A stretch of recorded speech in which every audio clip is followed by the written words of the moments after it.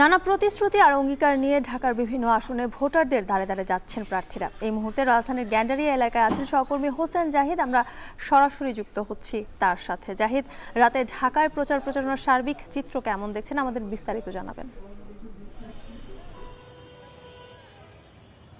জ্যোতিকা, রাতের ঠিক এই সময়টা ঘরে ফেরা মানুষের তাড়া যেমন থাকে, একই সঙ্গে সেই ঘরে ফেরার সময়ও তাদের কথাবার্তা গুঞ্জন, সেখানেও নির্বাচন বিষয়টা প্রাসঙ্গিকতা পায়।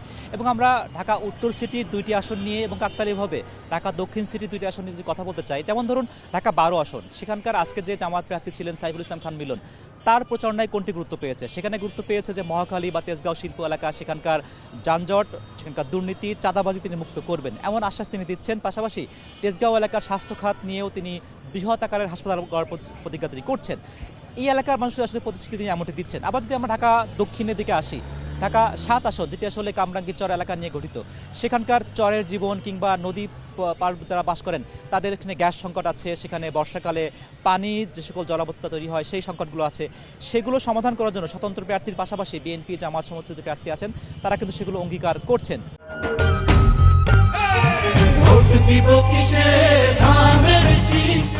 আবার যদি ঢাকা উত্তরে আবারও ফিরতে চাই, সেখানে ঢাকা 11 আসনের কথা যদি বলি, নাহিদ ইসলাম খুব স্বভাবতই, যেহেতু নাহিদ ইসলামের দলের একজন প্রার্থী আজকে একটু হেনস্থার শিকার হয়েছেন বলে তারা দাবি করেছেন, সেখানে কিন্তু গুরুত্ব পেয়েছে যে নির্বাচনকালীন সময়ে প্রার্থীদের যে সকল তাদের যে নিরাপত্তা শঙ্কা, নির্বাচন নিয়ে শঙ্কা, সেগুলোই সেই অঙ্গীকার বা অভিযোগ সেগুলো কিন্তু প্রাধান্য পেয়েছে।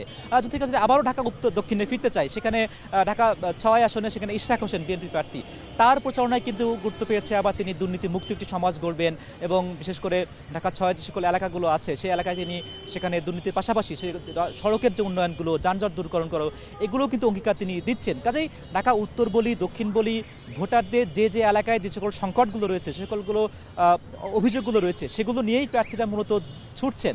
তবে ভোটারদের মধ্যে আসলে মিশ্র প্রতিক্রিয়া। কেউ হয়তো বা দলীয় প্রার্থীকে বেছে নেবেন, কেউ হয়তো বা স্বতন্ত্র প্রার্থীকে বেছে নেবেন।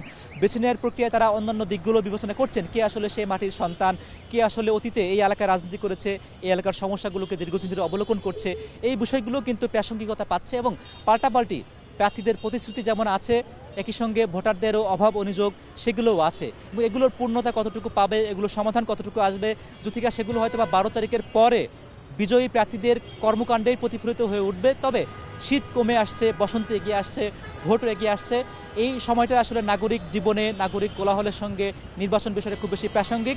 একই সঙ্গে এই নির্বাচনে কার প্রতিশ্রুতি দ্বারা কি কত বেশি আসলে কনভিন্স হলো, সেগুলোও কিন্তু বেশ আসলে এই সময়টি আসলে মূল্যায়ন করার সময়টি কিন্তু চলে আসছে এবং চলমান রয়েছে। যদিও আমরা রাতভর আসলে অবস্থান করব রাজধানীর বিভিন্ন এলাকায়, সেখানকার নিশ্চয়ই পরবর্তী সংবাদগুলোতে চেষ্টা করব সেই এলাকার প্রচারণার খবর জানাতে। আপাতত গ্যান্ডারিয়া এলাকা থেকে ছিল আমার কাছে সর্বশেষ। জ্যোতিকা, রাতের ঢাকা নির্বাচনী প্রচারণার সবশেষ খবর জানাচ্ছিলেন হোসেন জাহিদ।